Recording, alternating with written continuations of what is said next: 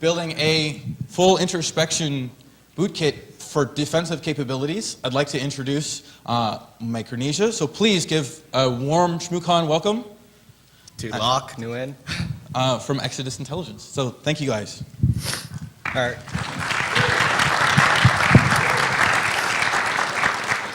So just a few disclaimers, you guys. Do not search for Micronesia on Twitter. There's some freak nasty stuff out there. I mean, unless you're into that, but don't pull out your phones and do it during the talk. Do it afterwards. Another one, I kind of have social anxiety, so like, give me a break. I have some flaws. I may stutter a bit. And this is especially my first talk, so thank you guys for being there.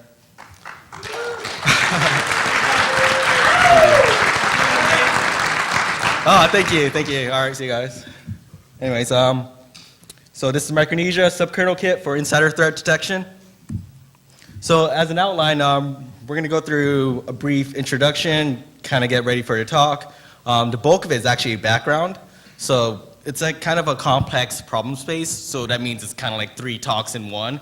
So unfortunately, that means I can't go too in depth into each component of it. But it's a necessary thing to build up the background for this talk.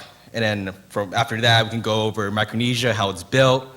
And afterwards, we can go over conclusions, talk about food for thoughts, how insider threats are getting more advanced, how mitigations are coming about. So introduction, work at Exodus Intelligence. We're a pure exploitation shop. We're mainly bug hunters. We're kind of different from others in that we prefer to do quality work, not quantity. So we're willing to put in extra time to prove that something is unexploitable, for instance. And that's very uncommon in this industry. Nobody really cares about that. They're all about the theoretical, so they'll just pipe out some vulnerabilities and just call it a day, not actually try to prove that it's something usable. But we beg to differ that we like to show that others are releasing things that aren't actually exploitable. So the second bullet is we make good eye contact. That's actually a reference from our Time magazine cover this past July, I believe. So the author wrote some funny stuff describing my boss, Aaron Portnoy, and he mentioned that he makes good eye contact, and I thought that was hilarious that he had to point that out, like it's a necessary thing. And everyone amongst my company kind of makes good eye contact except for me. So Facebook fart burgers, what is that? So we disclosed the I2P bug this past summer, and then we're just like scouring around on Slashdot, probably like the best place to make yourself feel good. A little bit better than YouTube comments, and like one guy just straight up called us out and called us Facebook fart burgers. I don't know what it means. It's probably like a compliment, right? Well, if you guys know what it is, let's just come after a talk, explain to me what it is, but for now I'm just gonna assume it's something flattering. And then we often get called merchants that's not really our style. I don't know why people call us that. It's probably because they think we're some kind of mysterious organization, but we're really not. We all have faces, we all have families, we're all very personable. Just get to know us. We're not merchants of deaths. As for me, my name is Locke Nguyen, security researcher at Exodus Intelligence. I primarily focus on binary analysis tool development and exploit development. And most recently, got involved in low-level computing, so I'm fairly new to this space, but I feel like I've been making good progress. And this is why the talk is out here right now. Anyways, bingo slide, pull out your buzzword bingo cards. You guys didn't get them? All right, well, you're lost. If, oh,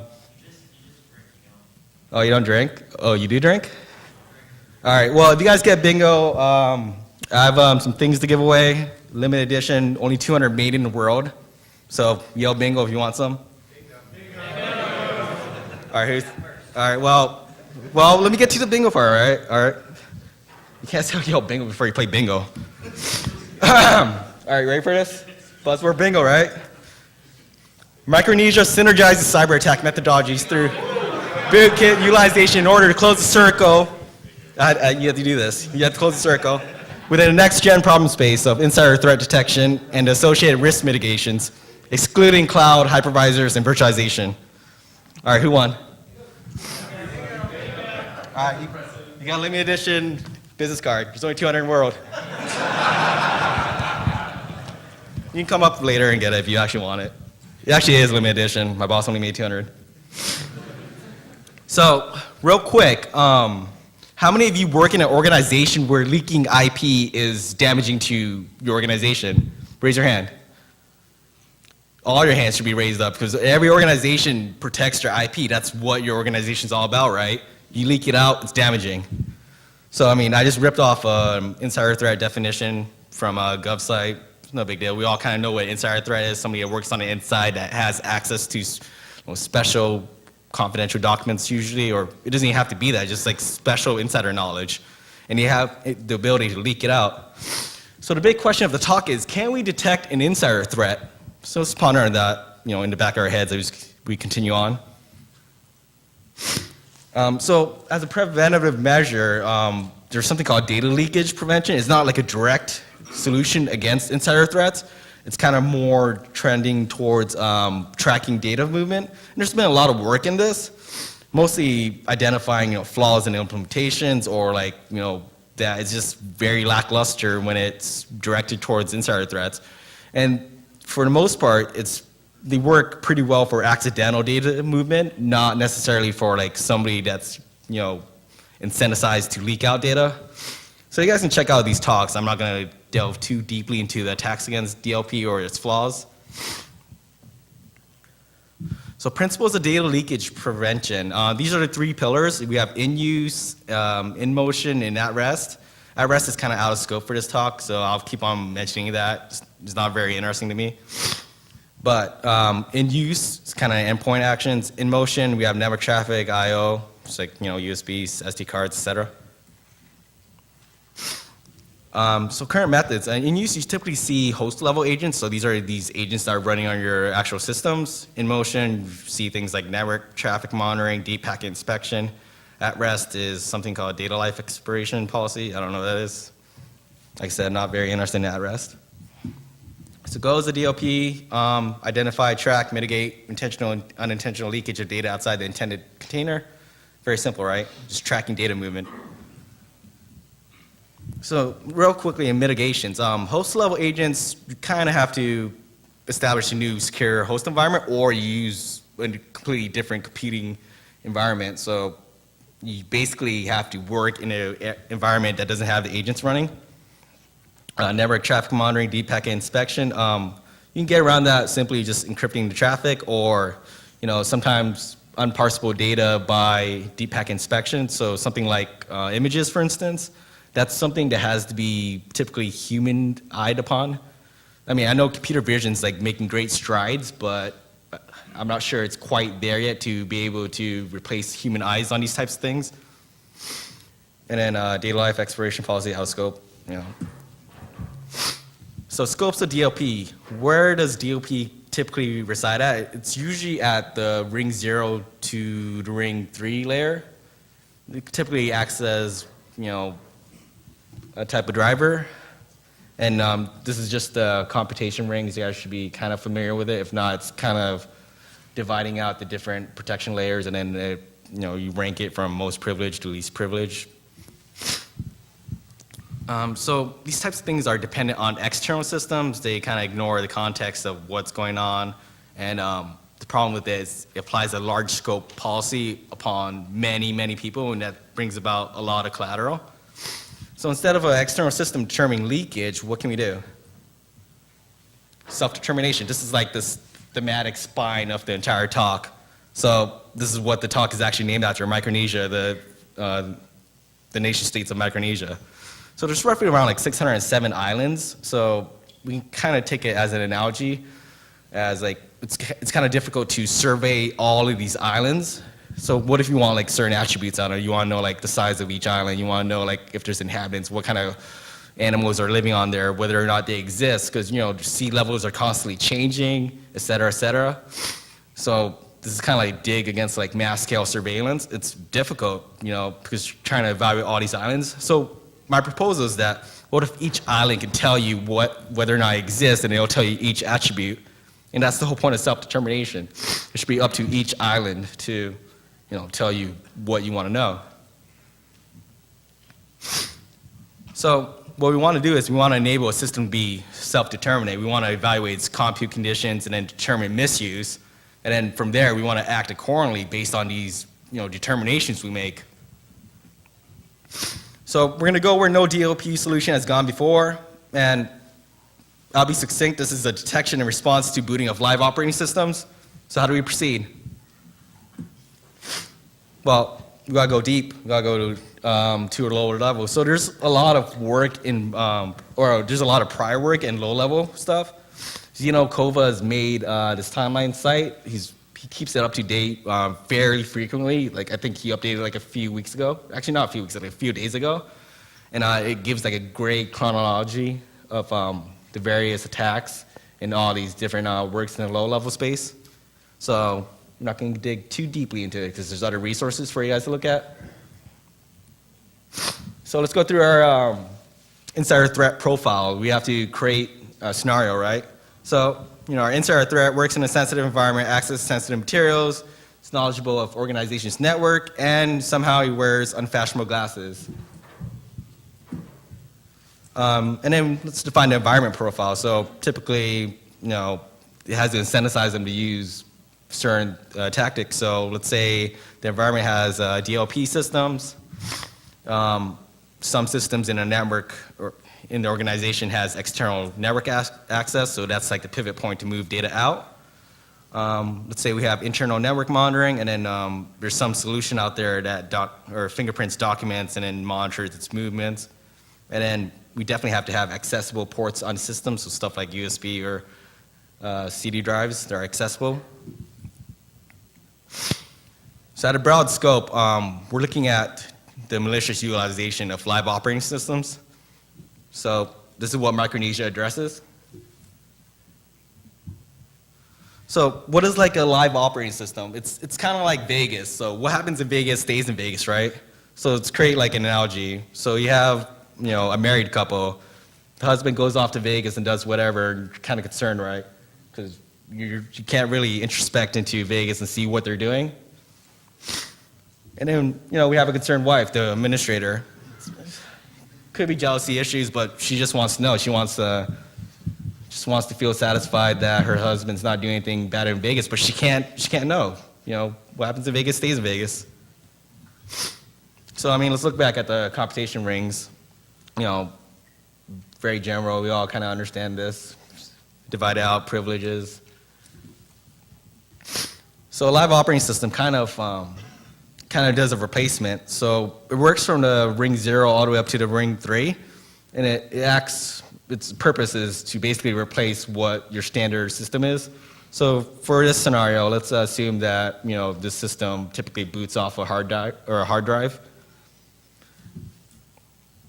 And then booting into live operating system, you switch over, and then the original state of the machine's not really touched upon, or it really shouldn't be touched upon. So you're entering this now new container. And then you shut it down and then wipe away that container, all evidence is gone. So like real briefly on live operating systems, bootable without installation, USB, CD, DVD, SD cards, other things I can't think of. They kind of, a lot of them employ RAM file systems, so there's no persistence on shutdown, kind of an anti-forensics move. And then a lot of them actually do write-locked environments, so they make it difficult to write out to disk, kind of reducing the amount of residue you leave behind. So let's look at back to our DLP pillars. So in use, the RAM file system, keep the working environment in the RAM itself. It's volatile, shut off the electricity. The bits go away after time. And DLP can't see into this. In motion, you see network traffic encryption. And then, at rest, out of scope. I don't know what at rest is. All right, so typical uses for live operating systems, we have analysis. So something like NOPIX is used for digital forensics analysis. So, you see special or digital forensics people kind of go on a live system and they don't want to touch the system. You have government-made stuff like lightweight portable security. And then you have live OSs for establishing secure environments. This is what we're going to target. This is what we are considering our insider malice. And so what's the most popular live OS for such? It's Tails. So what is Tails? It's amnesic incognito live system. It's a privacy-focused live operating system designed to wrap all traffic to go out through Tor or I2P. These are our anonymizer services. It's specifically designed to wipe memory on shutdown, so anti-forensic quality right there. Minimizes residue left on the system, write-locked environment right there. And anti-forensics. The cute thing is that it has a Windows desktop environment camouflage, so that you can pretend like you're using Windows when you're really using Tails. So I mean, back to identifying directed intelligence. It's not about risk profiling. We want to be context sensitive in this case, and so we need to maintain control in a space outside of the live operating system's domain. So we kind of think back to the computation rings. There's already one ring that gains us that ability. So I mean, how do we address this? We need code boot persistence, and location-wise, we need to be at the subkernel. Timeline-wise, we have to be first to boot. So what's that? That's a bootkit. So we're constructing our bootkit now. So we use Tails, or we don't use Tails. We use Core Boot. It used to be known as Linux BIOS since 1999. Renamed to Core Boot. It's an open source project, basically to try to replace the BIOS system in modern computers. It's a pretty cool framework. I recommend you guys to take a look at it if you're interested. Basically, all it does is it bootstraps very minimal stuff on the hardware, and it executes a payload. It's not a complete booting solution, so keep that in mind. It supports many motherboards, and it's continually growing every year.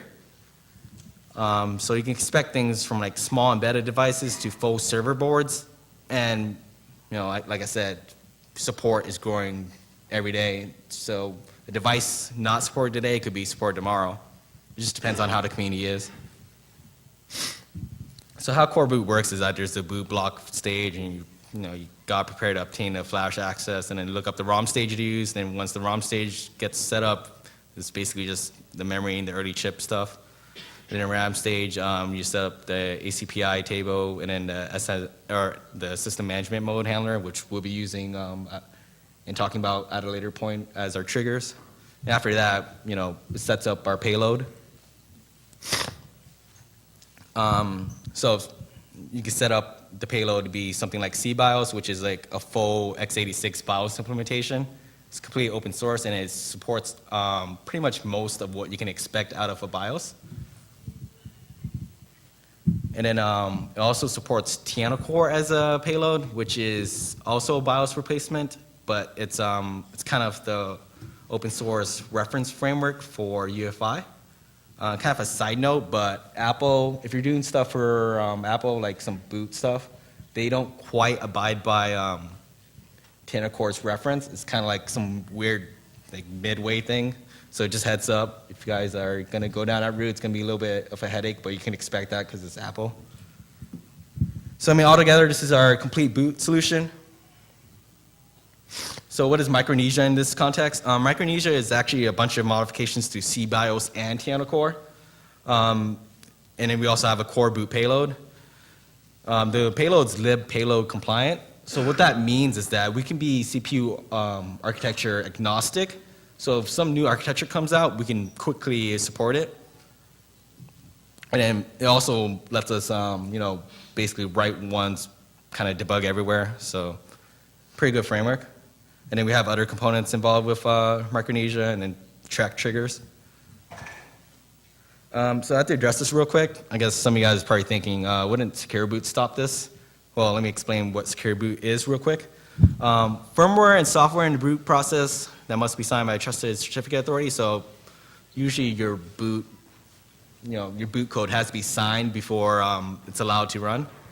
Windows 8 requires Secure Boot, and then TPM is optional. Guess what? We're playing defense, so it doesn't even matter. We can just shut it off. And we'll disable it for now, and then we can address it later. So let's talk about indicators of insider threats real quick. Oh, you didn't like that? No, you gotta turn off security to add security. Yeah? No, you don't like it. We'll address it later. So problem space, detection of live operating system boot. We're gonna make some assumptions. So might not like these assumptions, but we'll build on it. We gotta start at some point. So let's assume that, non-hard disk boots are an attempt to establish a live OS environment. So stuff like USB, SD, CD-ROM boots, we kind of want to detect this. So just two ways we can approach this. We can completely block it, and it's kind of like, sticking glue into a USB port. Or, you can block and signal out and indicate to a listening server that, yeah, someone's trying to boot into, one of these devices that's not a hard drive. And then we can do some other stuff too. So we can establish a boot profile for a system. So, something simple like on a new machine, you boot it 5 times off of a CD. So that's its boot profile now. So we can kind of expect that to continue booting off of a CD. And then, outside that profile, so we try boots outside of a CD, then it'll be blocked. So, and then you can set it up to where you can unlock it and then reestablish a new profile. And there's like more things you can do. So you can do some image verification. It's kind of expensive. So kind of like some type of boot image whitelisting. And then going even deeper, this is getting more introspective. You can try to monitor and track the utilization of resources, basically trying to see what's going on. So as an example, you can try to detect that around file systems being made. The thing is that there's quite a bit of false positives with that. I believe Windows uses it for its load up process to speed things up. So it depends on how you go about it. All right, first demo.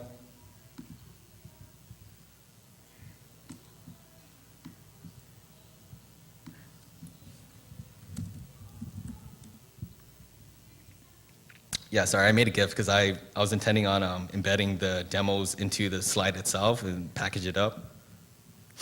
All right, so this is just demonstrating us blocking Tails boot completely. Very simple. A lot of people can be interested in this. They just want preventative policy.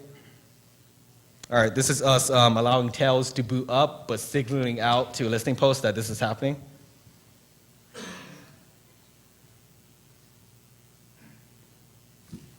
Simple.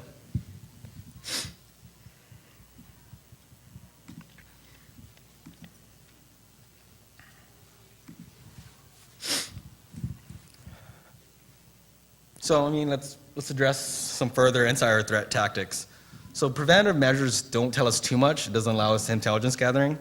So we have to kind of, venture further into this. So insiders can do encryption of traffic, right? We've kind of discussed that before to mask data movement. They're running a live OS, so it denies you introspection into the live OS environment. And then masking transmission destinations, that's probably more campaign style to see where in the physical world the data is trying to move to. So let's kind of improve our questions. So we kind of address, can we detect an insider threat?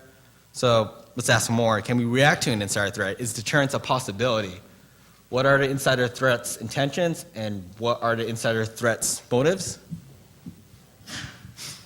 So this is the post-detection phase now. So we have to go beyond preventative measures. We need to see and reach into the live OS environment. Ideally, we want to understand and evaluate the insider threat.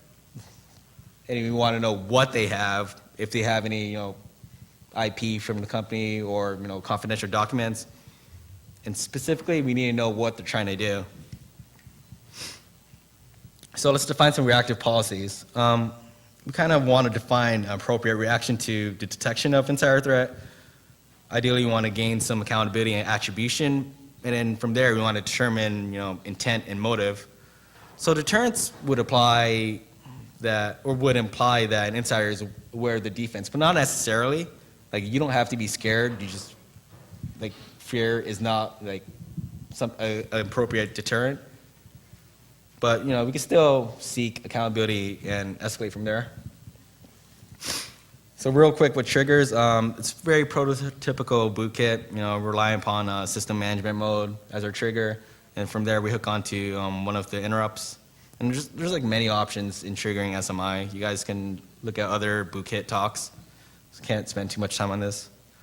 And then we have triggering options. We can set up it to be poll based, so you can set it up to where you can poll like every minute if you want. It can be event based. So interrupt based actually flushes out the system state, but there's no concern with that because we're going to go all out and try to get this insider threat. All right, so triggering descent, we're going to utilize some triggers, go back down to our controlled subkernel layer, trampoline back when we're finished, come back with some goodies, and then you know what? We're going to deny the threat resource access.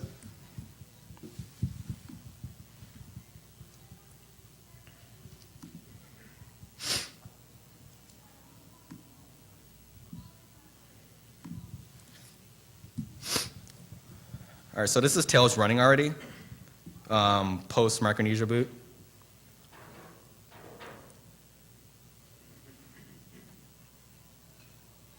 Our insider going to address, and guess what? We got a keylogger on him.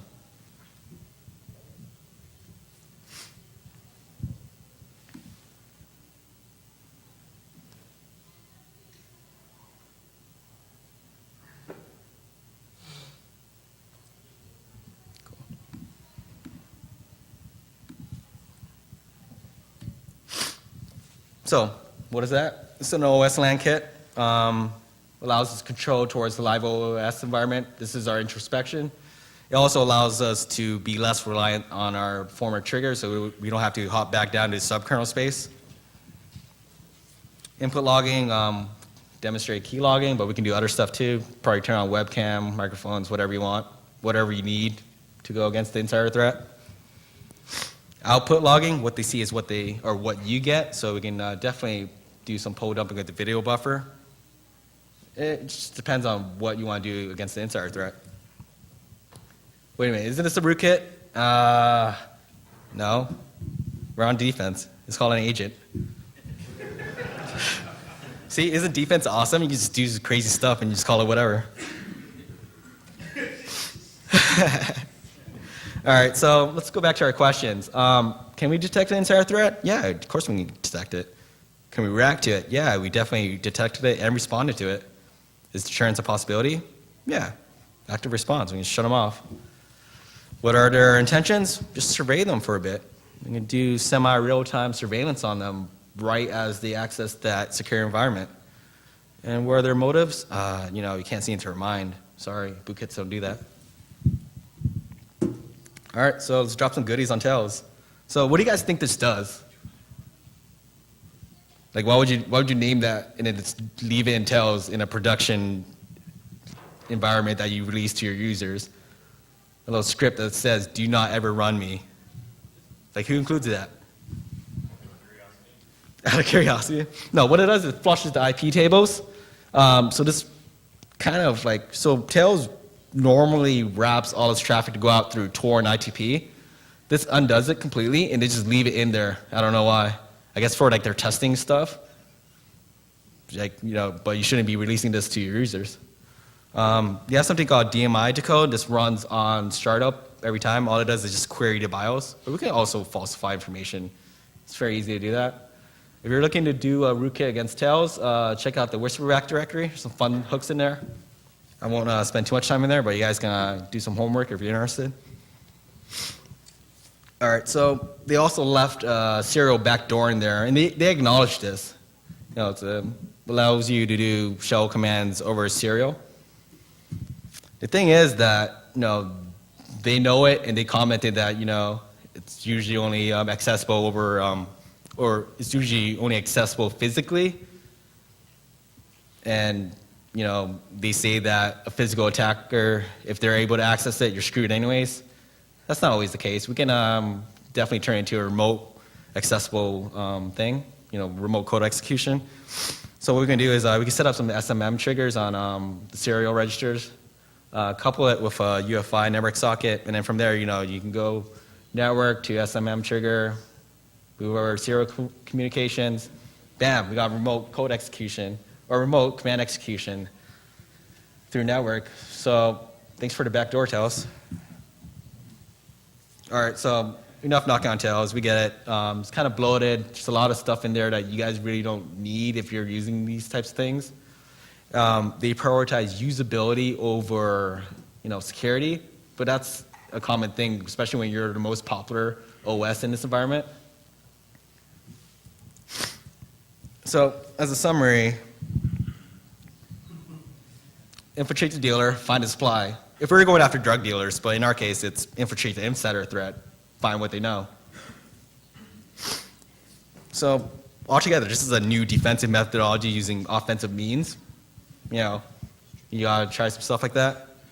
Micronesia detects and indicates on suspected live OS boots. You can log out to a listening post. If it's network accessible, they can pull out the plug, but they'll still have the agent dropped into their OS. And then if configured, you can let the live OS boot, and then reach in, do some surveillance. And this is all done by trampolining a kit into the live OS space. And then what that does is it gives us full system monitoring. So now we're able to access the secure environment that we weren't able to before. DLP would never do this. And this is all tested against the latest Tails, which is released 4 days ago or something. I mean, of course it should work. There's no reason it shouldn't. So let's consider some advanced insider threat.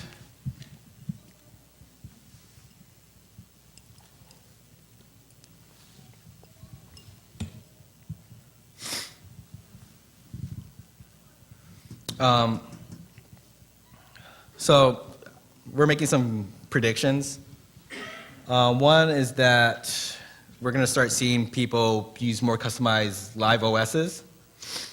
So it's very probable that they're going to start creating their own bootable media, and then from there, introduce their own Linux kernel, and then compile it with GR security and patch flags enabled, and then streamline the entire setup with very bare-bone programs. What this does for us is increases the edge cases. If you're interested in doing stuff like this, there's a great Arch Wiki article in doing it, or Arch Linux Wiki article. We'll probably start seeing more bring your own device type, extrusions. So like specialized embedded devices, compute sticks. You're starting to see this a lot more at Consumer Electric, or whatever it's called, the CES in Vegas. You're starting to see that this whole computer is being sold as flash size looking things. And consider user verifiable social telematics. That's it's kind of like fully verified hardware, so each component of it is fully verified. This is actually outside of our scope. It's physical scope. So, I mean, this is all for the physical security aspect. A bootkit would have never addressed this. Future work. So ideally, we're trying to get all the instrumentation to be contained at the subkernel, so we don't have to introduce too much logic into the live OS environment. More for to try to hide things, so we're less likely to be detected. We're trying to build out RAM file system tracking. So all changes to the RAM file system, whether you're moving data, adding data, deleting data. We want to expand the breadth of live operating systems supported. So there's a bunch of other operating systems that try to do the same thing as Tails. So something like Unix. It's just basically these operating systems that can be used for exfiltrating data. And then we want to go for full network capture. Ideally, we want to capture the network traffic before it's anonymized, so before it goes out through Tor or I2P in this case, or both cases actually. So to do that, you can just probably do some ELF patching and then have it hook out and spit out the traffic before it gets encrypted. And then of course we want to support secure boot in the future, so that's something we'd have to work with vendors on, get some keys or certificates. And then lateral work, I've been working on some reverse engineering tools that can actually be strengthened with low-level computing. So there's a lot of power you can gain out of that. So stuff like trace generation, it's kind of flawed for going through the kernel space, but we can definitely benefit if we have low-level access. So I kind of went too quickly, but I mean, that's basically it. If you guys have any questions.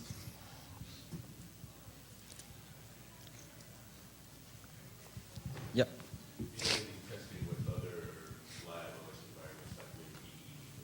So the question is, have we done any other testing with other live OS environments? No. Actually, no, because we're time constrained on this. We like literally built it within the last like 2 months, so we've just solely focused on Tails.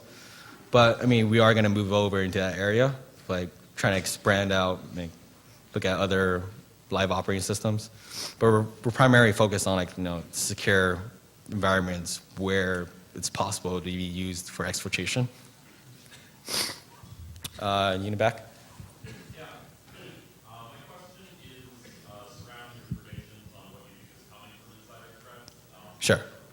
What makes you confident that that's the direction the threat's going to take? Specifically, why do you believe they're going to use, the iOS product? I'm just moving off of like previous insider threats and how they've moved from using Tails. So I'm making a prediction that people are going to start to use these prepackaged stuff a lot less. Does that kind of address that question? Or think so? What's your threat model? Why would you choose an approach like this over using full disk crypto to protect the data at rest? It's just another option. Yeah. Just like, it's always nice to have different options because each option has its strengths and advantages. So full disk encryption would be like preventative measures, right?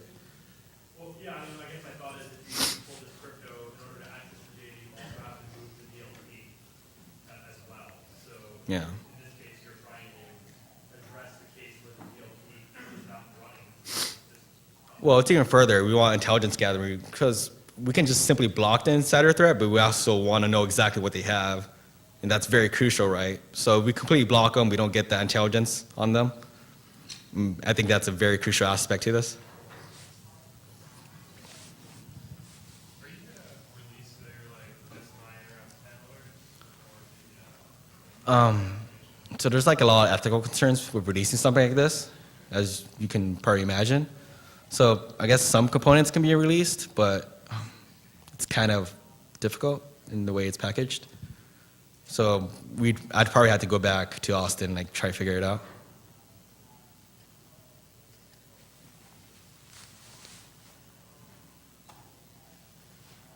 Yeah, sorry I went too quick, you guys, but last talk. Yep. So are you just concerned about them getting access to the local system and not so much the network? Because that's kind of one of my concerns to Mhm. or something. If people can get to that or if they go to find OS you can use. I mean, it's kind of like all the above, like them setting up an environment where they can work in and nobody can look in. I think that's concerning. So what I'm kind of wondering here is that there was a good talk here regarding BIOS when it release. Yeah. It's since you're using, it's great that it's open source and we resolve easily. Yeah. But it's is that kind of a concern for that? And on top of that, what if you just said that there's some way that you can assign it and that's going to be shipped up and out such that it's scalable to people who are part of the organization. Like I could have my own key, Mhm. and if I didn't have something to sign, that bootloader for BIOS just wouldn't work. And I understand Yeah. the data gathering aspect of it, but I think that would be a good approach, hold this condition of, hey, this thing's signed, this isn't, I'm not going to load it. What are your thoughts on that? I mean, that's where it's headed with secure boot. So, I mean, you probably want this capability in the future, so that's why we're going to try to address the secure boot aspect in the future. Question from the internet. How deeply can you get into the running live OS? We have a full rootkit in there. I mean, an agent. So, I mean, whatever you want to do at the host level, and then if you can't do it, you just hop back to UEFI and set up again and come back in. But yeah, whatever you can expect out of, rootkits, like typical surveillance stuff you see out there. Yep. So you can control access to devices and things like that. Say you're not going to allow them to access the hard drive that's on there. It's not encrypted. You'd be able to block that. So the question is whether or not we can block device accesses. Yeah, or whatever. Yeah, I mean, so Tails, for instance, automatically blocks write outs to hard disk. So we can definitely copy their maneuvers if we need to, or we can enable it and like make sure residue is being left behind. It's just adding digital forensics qualities to this so that you can help out investigators.